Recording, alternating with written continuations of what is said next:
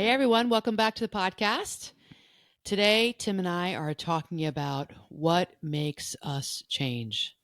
What makes people change? And I'm going to share That's with a you. list of things. Well, I'm going to start with, so this is a two-parter, and I am starting with the 5 big personality traits that we know help people make changes in their life. So, and this has been interesting to me because I was in my own coaching masterclass, and this was a topic that came up, and it got me really thinking about all the years of practice. And I went through a period, probably till about 10 years ago, when I really believed that people don't change, that personalities are set, behaviors are set, and people don't change. And really reflecting upon that time, looking back, it was more in my professional life than in my personal life. I was at that time seeing a lot of people. It was mostly a therapy practice more than 10 years ago. It was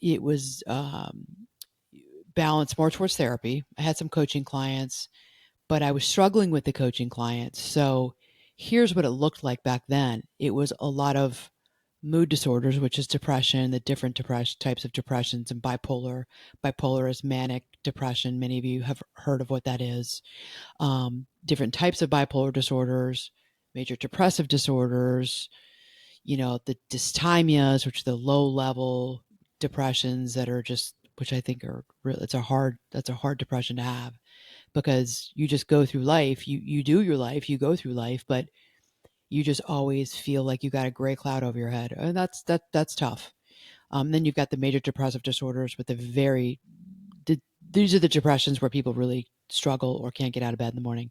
So I was seeing and treating a lot of these mood disorders, a lot of anxiety disorders, including obsessive compulsive eating disorders. So seeing a lot of air quote pathology in my practice. And then the coaching clients I did have, they'd come in, they'd want coaching, they'd pay for coaching.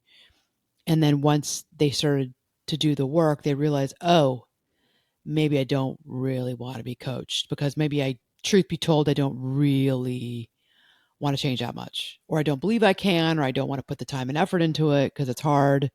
And I didn't realize how hard it was going to be. And now that you're talking to me about it, I'm like, I don't really want to do this. So I was in a season of that in my practice, and it started to affect me. It started because I remember saying, just in life, maybe I said it to you, I would say to friends or maybe to clients that I don't think people can change. I don't think that that's a thing, because I wasn't seeing much of it.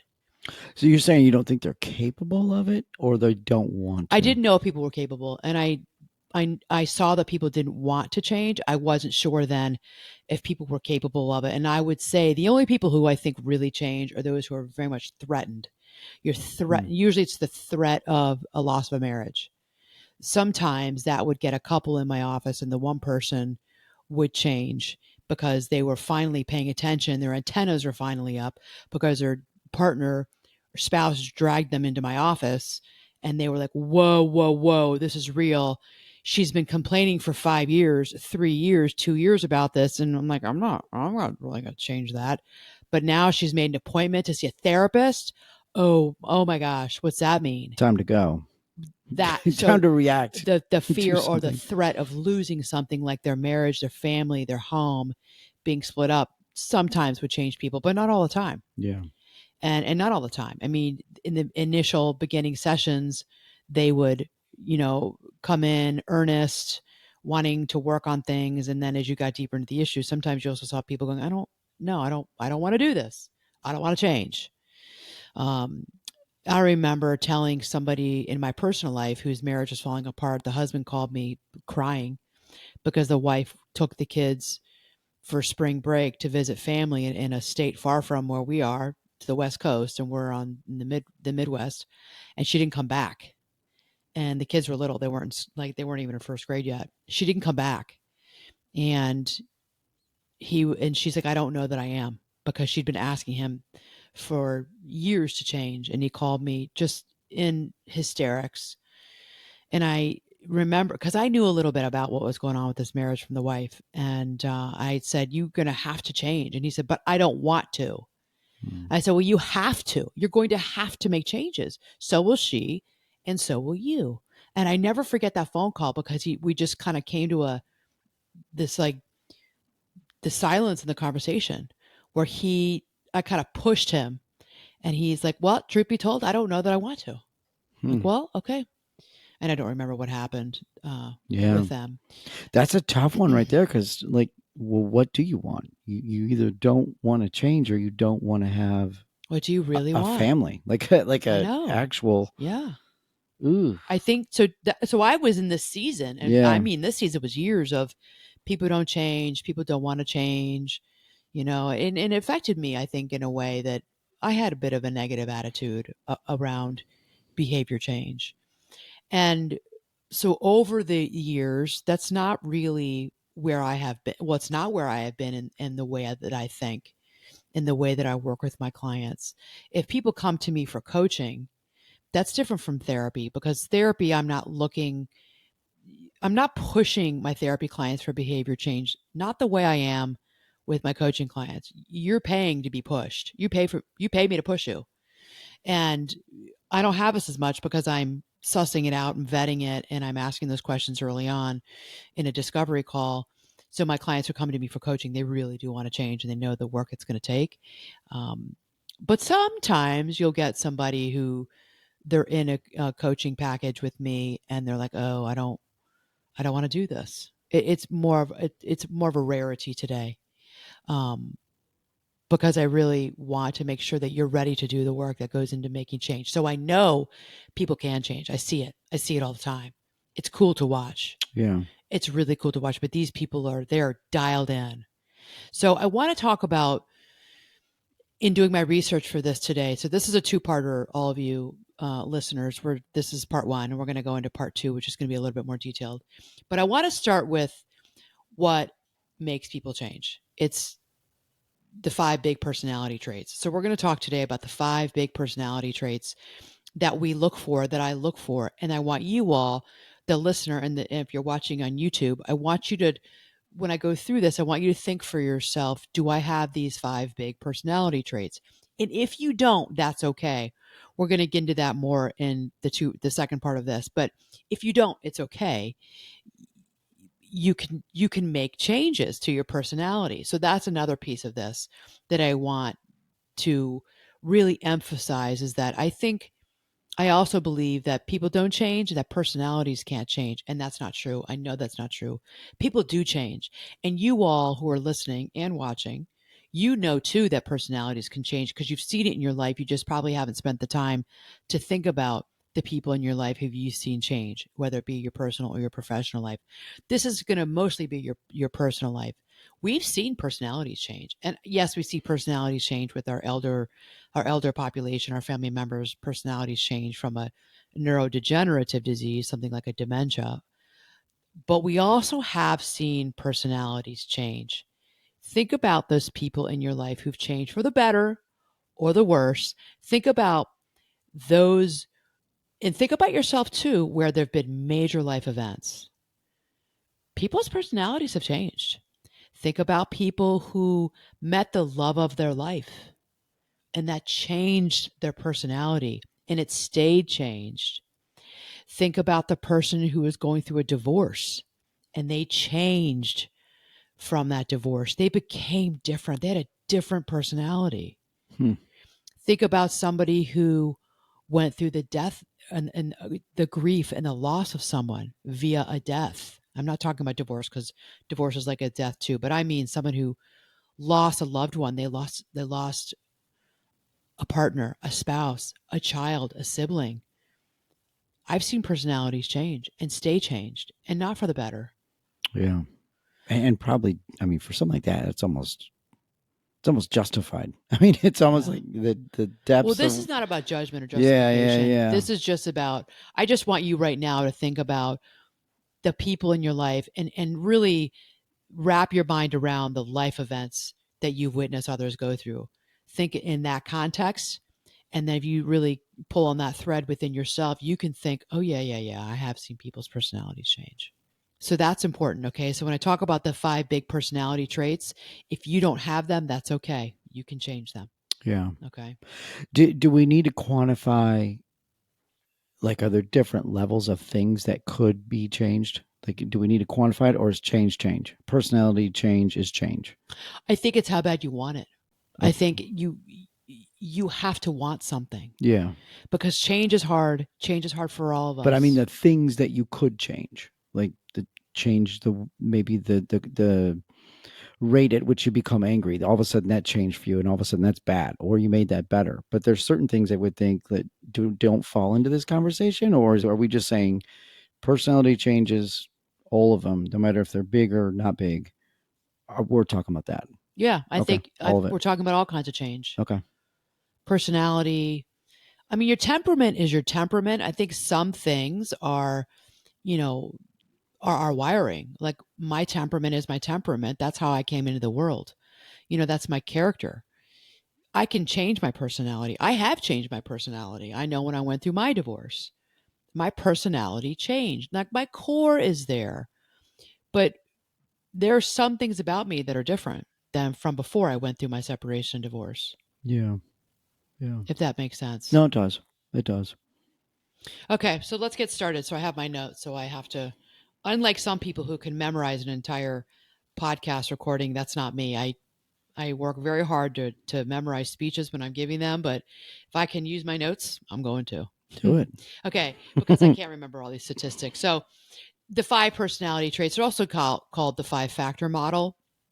This is a widely accepted framework in psychology for understanding human personality. So this was developed in 1949 by D.W. Fisk and later expanded on by other researchers in the field of psychology.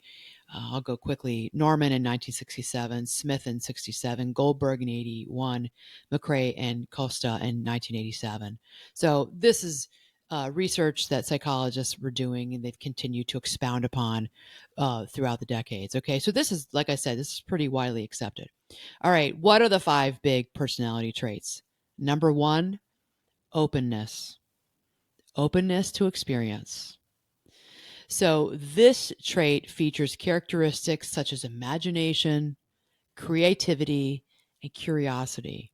People high in this trait are more likely to embrace new ideas, novel experiences, and unconventional values. So, what is this? What is this? What am I talking about? And you've heard me talk about this so many times on the podcast.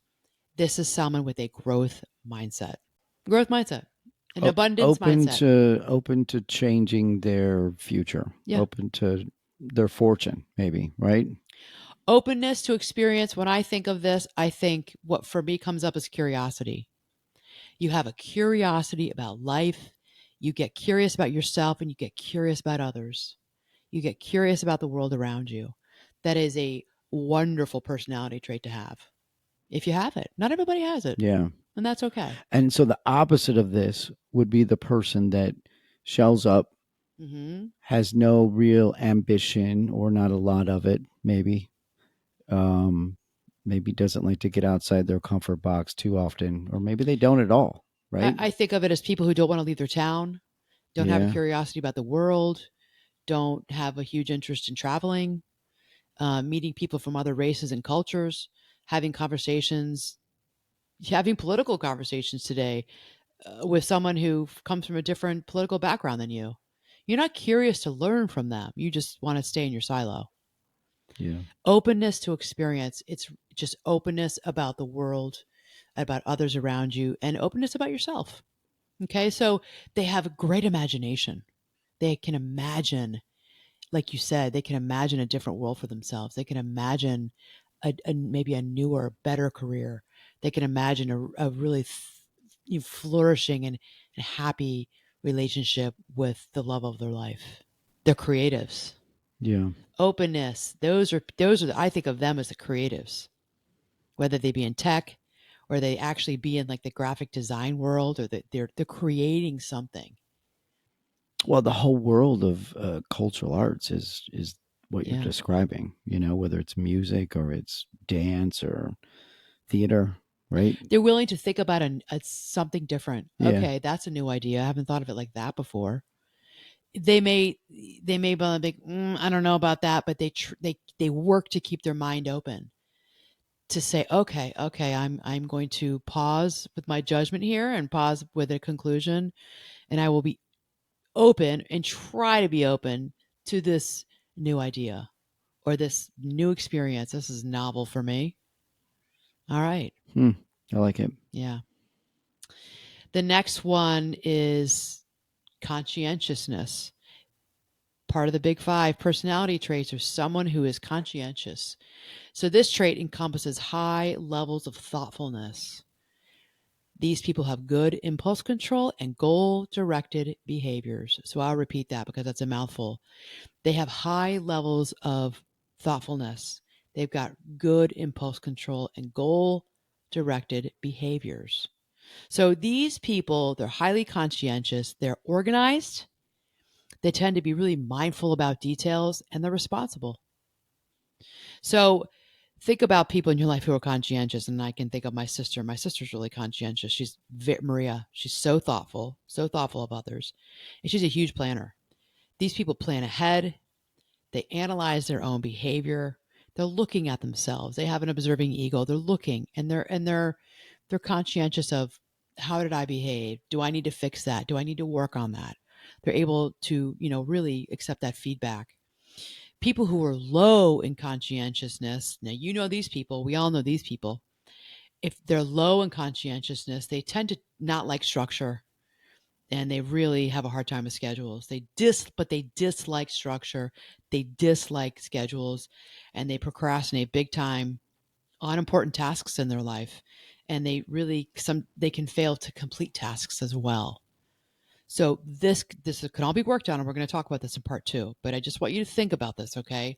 Rate yourself on a scale of like 1 to 10. Where are you on the conscientious scale? So a 5 may be, I'm not perfect. I'm in the middle. Sometimes, you know, I'm thoughtful. I think I'm thoughtful. I think I have good impulse control. I don't have great goal directed behaviors. I yeah, I kind of dislike structure. Yeah, that could be me a little bit. I don't like schedules. That's why maybe I put myself as a 5. Okay. The thing that's interesting about conscientiousness is that this correlates with longevity. People who are conscientious tend to live longer lives. Why would you say that is? I don't know. To be honest, I don't really know why. Right? I mean, like, I Yeah. get being organized and having a plan versus giving the impression that you're basically just stumbling through life Well, they awkwardly. live a responsible life, is what I Yeah. think of. This is what, when I was doing my research and taking notes, I thought that was an interesting point as well. And I'll admit I didn't really know why it was longevity, but upon thinking about it, someone who's conscientious is thoughtful, they're mindful, they're responsible. So it just leads me to think you're mindful about your sleep, you're mindful about your nutrition and working out your body, physical fitness. So a conscientious person is someone who's dialed into, okay, I want to really get my habits in line. I want to get my schedule and my routine in line. I want to, go to bed at 10 and wake up at 6, or, that's what we do, try our best. You're trying and you're striving to always try to just do better, just do a little bit better each day. So yeah, that would make sense. Maybe That they're makes sense. mindful of their alcohol and their drug intake. Well, I was going to say they're probably mindful of the level of risk that they allow themselves to take, Yeah, right? In yeah. in everything, And whether I would also presume that if you're a highly conscientious person, you also are aware of the stress in your life and you work to manage that stress. yeah, and like the Yeah. circle that you roll in, you got that under control as well. So, Because right? you can be, crazy about getting your sleep and eating properly and working out, but if you've got a lot of personal and work life stress, you're not managing that well, forget it. I mean, you're gonna have a really hard time if you're Yeah, not. That's your mental health. yeah, You're gonna have a hard time living well and happily into a long life. right. It does make And sense. if you're not stressing, working on your stress, and you're stressing about all kinds of things in your life, then we know there's a correlation also to getting sick. Yeah. You can't have high stress levels month in, month out, year in, year out. We know that those people get sick. Yeah. Okay, so number 1 is openness. Number 2 is conscientiousness. Number 3 is being an extrovert. Now, I know a lot of you listening and watching are like, oh, great, that's not me at all. That's okay. We're going to talk about that. Extroversion. This is one of them. So I got to say it. This trait is characterized by excitability, sociability, talkativeness. Extroverts tend to be more assertive. They have high amounts of emotional expressiveness. Who do you think of when you think of an extrovert? I have to think about I don't that. know. I don't know. Extroverts That's so funny. extroverts gain energy from social interaction. They gain energy being around other people. They love to talk, make eye contact. They tend to be curious about others, and they really get like a lot of internal stroking by interacting with other people. Whereas introverts, they're expending energy in social situations. It's very taxing to be in social situations. Introverts hate a cocktail party. They actually will try to not go. They may say they'll go, but they'll try and flake out, or they will flake out. They really don't like to be in social situations with groups of people. We all know introverts at work. They struggle at the staff meetings. They struggle with having to maybe publicly speak. They're not going to raise their hand. They don't care to raise their hand. Um, they're not just shy, they're introverts. So we're going to talk more about that, because the one thing about my introverts, my introverted clients, they're the most soulful, deepest thinkers, and those are some of the most amazingly profound and wonderful clients I've ever had. I'm introverts. So you can change it, because I know people who are introverts who are speakers. They have developed the skills to become extroverted, but then they have to. I know a lot of people like this. They develop the skills to get up on a stage, to coach other people. I know these are coaches that I know of, but they must, unlike extroverts, they must go back and refuel their tank. They have to go home. They have to be alone for a few days, a day, a few days. They can't just go, go, go, go, go, where an extrovert could. So introverts, you can do it too. Okay, you can become an extrovert. That's why when we first started talking, I said you can change your personality, because you can. You can shift, you can pivot into it. We talk a lot about pivoting as coaches. You can pivot into all of this. Okay? So connect the dots for all of us right now. So the list you're giving us, the extrovert is the one that is more apt to change. I would think Yes. just the opposite. I would think the introvert would be the one that was able to look inside themselves and identify and press on and change because they want to, because maybe they see it differently and maybe a little bit better. But you're saying no. You're saying it's the opposite of that. Yeah, this is, That's interesting to me. yeah. Yeah, it is interesting, right? And I Hmm. think that maybe there's something about the extroverted personality, their sociability, their assertiveness, that they'll be the one to raise their hand and get up and go. Maybe they'll be the one to get up and they're going to go to those networking meetings. They're going to meet new people.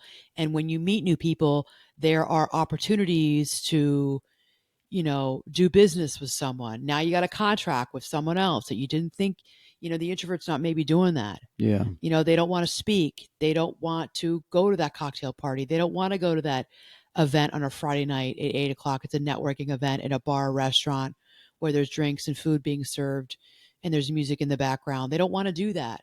But the extrovert is more apt to do that. And, that's where deals are being done. The extrovert is someone who is on the golf course. They're playing 18 and that's where deals are done. The introvert's like, I don't want to be on the golf course for 3 to 6, nine or 18 holes, right? Like, I do not want to spend 6 hours with these people. I like them, but I want to be with them for 45 minutes. That's enough for me. Yeah. I still am not connecting the dots on this one All because right. for me it's like we're talking about the ability or the want to change something about your personality and how an extrovert can do that Well, better. more consistently, more often than an introvert? Like, okay, this. So Okay, we'll so see where what? this goes. Okay, Yeah, okay, we'll yeah, go. yeah, We'll go further with that. yeah. I understand that. Okay, so the next one is agreeableness. So the five big personality traits. Number four is agreeableness. So this trait, think about it. They are people who trust others. They're trusting. They have a sense of altruism about the world, giving back to the world. They're they value kindness. They are affectionate people.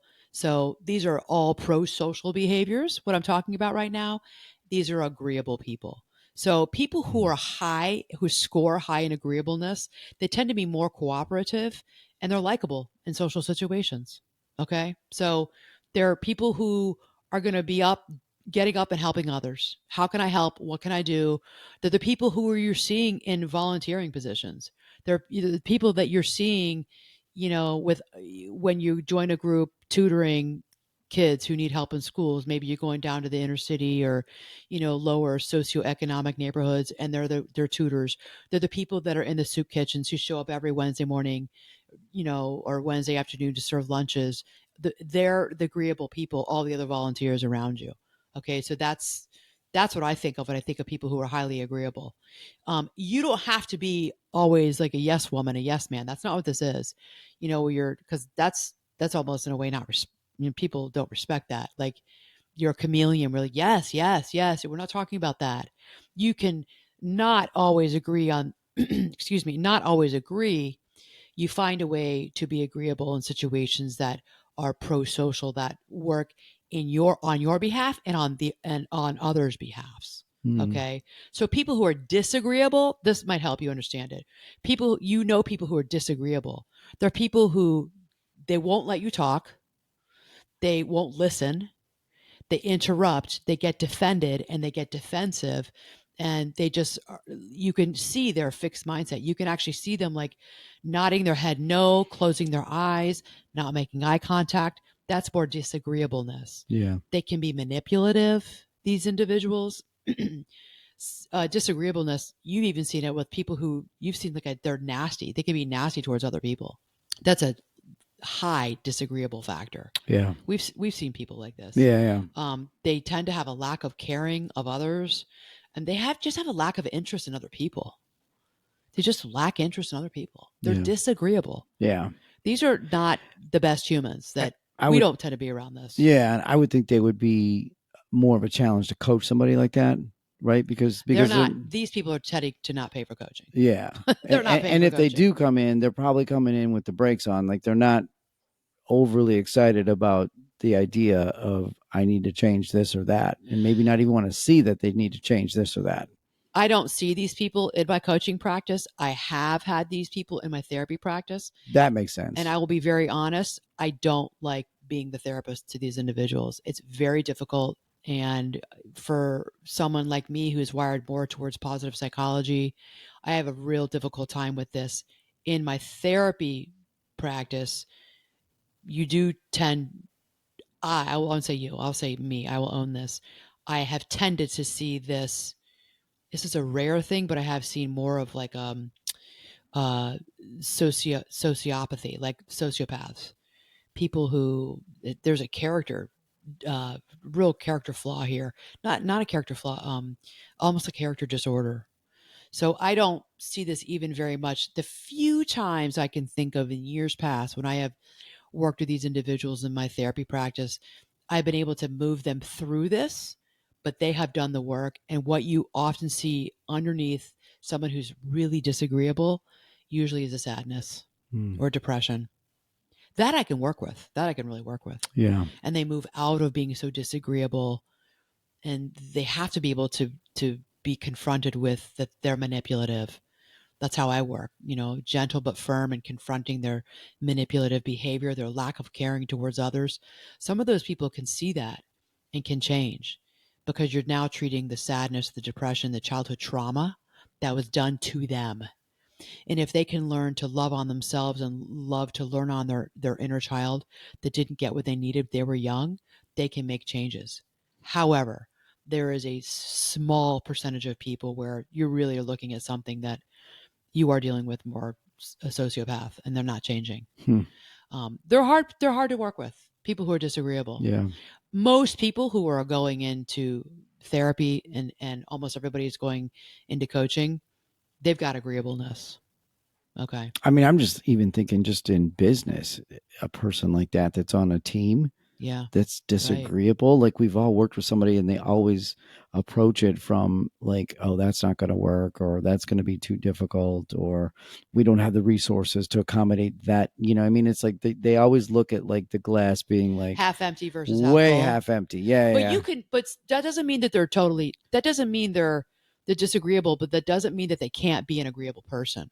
Correct. Right. Yeah. You Yeah. know, their gut reaction, their knee jerk can be to be disagreeable with you. But if they can show an openness to thinking of a new idea, there we go with openness, and they can show an openness to thinking about it in a different way, and they are someone who maybe likes to negotiate, you can get them into agreeableness. Yeah. And that's Right. what we do. Well, we'll try and coach people up like that. Right. Because Right. you're like, okay, well, okay, you don't think it's going to work.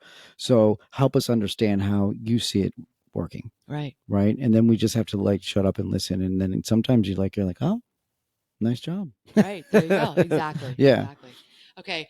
And the last five big personality trait is neuroticism. Mm. How neurotic are you?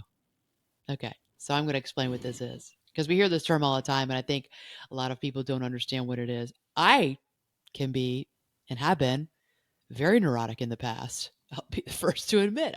Really? Yeah, a lot of us are very neurotic, of course. So this trait is associated with emotional instability, anxiety, moodiness, irritability, and sadness. So have I been emotionally unstable? Yeah, I think I was when I was going through my divorce at times.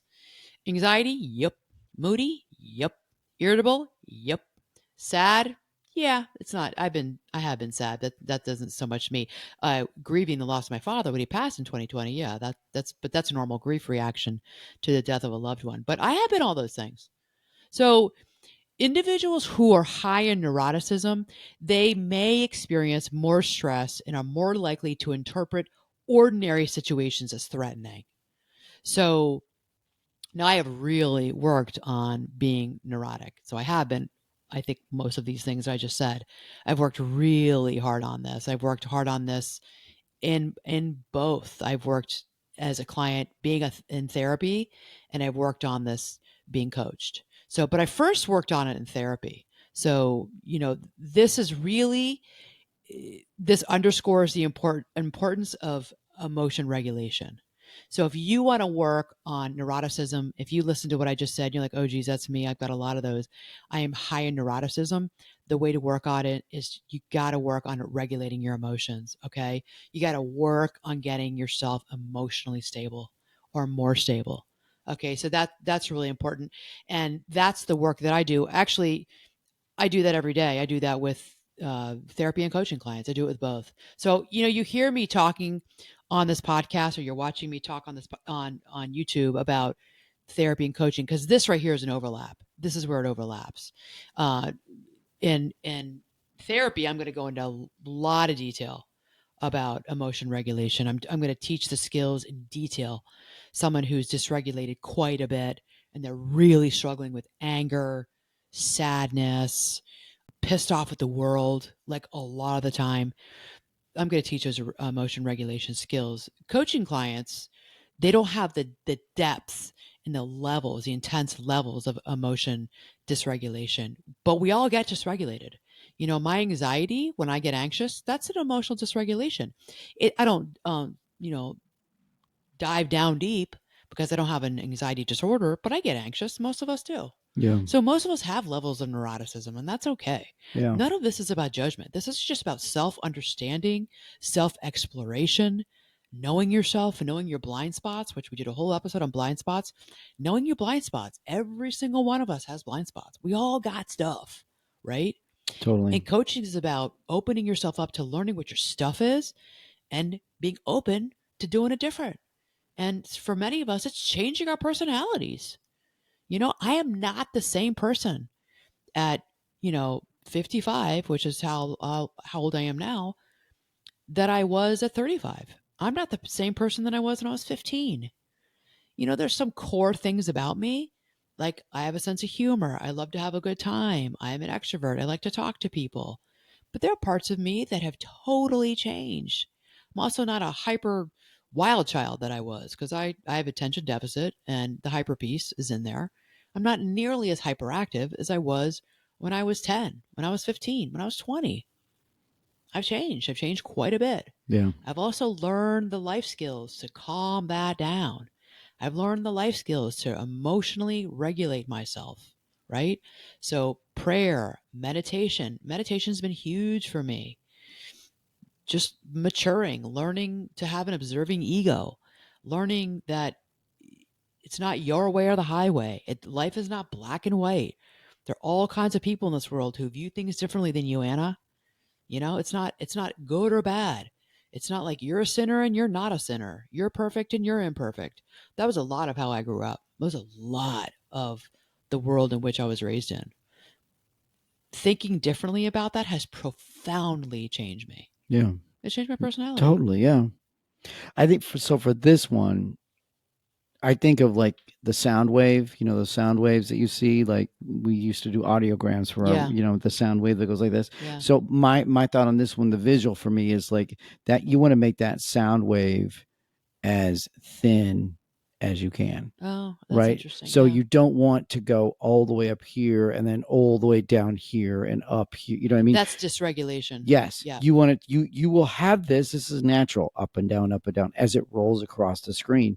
But you don't want it to be so big where your ups are too high and your lows are far too low. Right? Is that So, good way yeah, to say it? yeah, that's a really good visual. I hadn't thought of it like that. And here's something that you all can think of when you think about neuroticism, okay? And this is something that when I worked in um, psych, when I worked with, we did this with the young adults and the adults. When I worked in, and when I would run groups, and when we would come in the morning, and we'd all sit down, we're on our group, and I would, be there usually with myself, sometimes with another therapist running these groups. We would do a check in and we would say, how was your, okay, so this is the partial hospitalization program. So they would leave at night and come back the next morning, 9 a.m.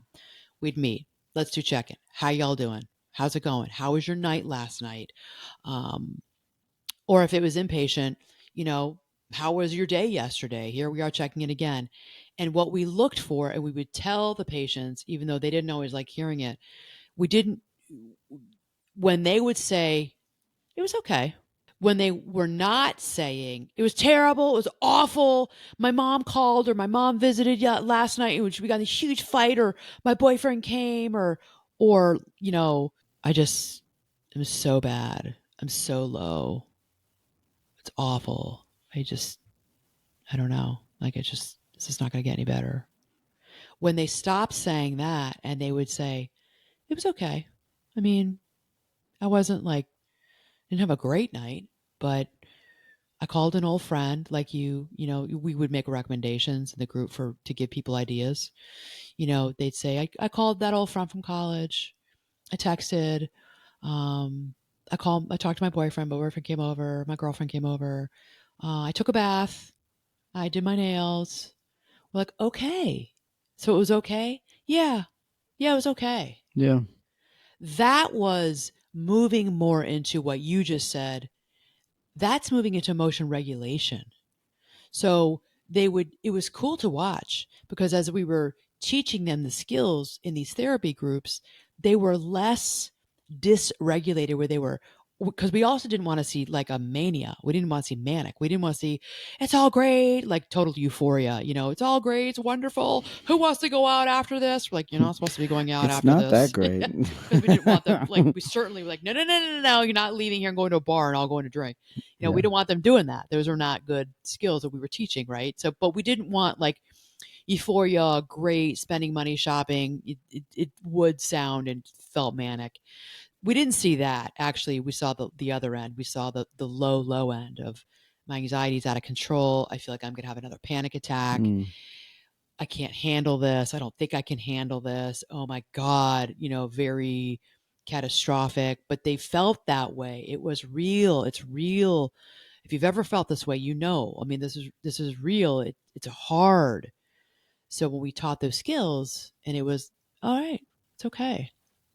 We weren't expecting it to be wonderful and great because there's no perfection here. I mean, you and mine, our lives aren't wonderful, great every day. Right. We just want it to be, Stay in the like you middle. said, you want it to be in the middle. Yeah. That's a really great Yeah. way of thinking about emotion regulation. Yeah. Okay, so we're gonna end. We're gonna do a part two on this because we're gonna go into all five of them and we're gonna break them down for you, how you can bring these personality traits to your personal life and your professional life. All right. So I'm going to go back over them. So, what are the big five personality traits?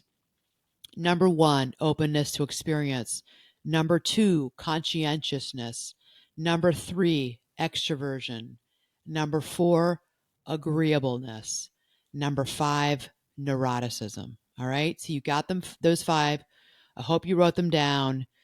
Tune back in a couple weeks. We're coming back and we're going to talk about how do you bring these five big personality traits into your personal and your professional life. Okay. So, as always, please don't forget to subscribe, rate, and review the podcast 5 stars. And if you want to work with me, reach out to me, hello@annamarcolene.com. All that I'm talking about here on the podcast, when you're working with me, we're deep diving and we're working on you, your life. And I'm going to teach you the skills for what's going on in your life to better your life and to level up, okay? Because you all deserve it. You all can get there. So I am open.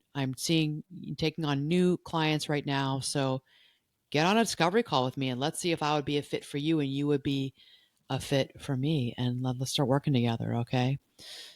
Perfect. Yeah. All right. Mad love, everyone.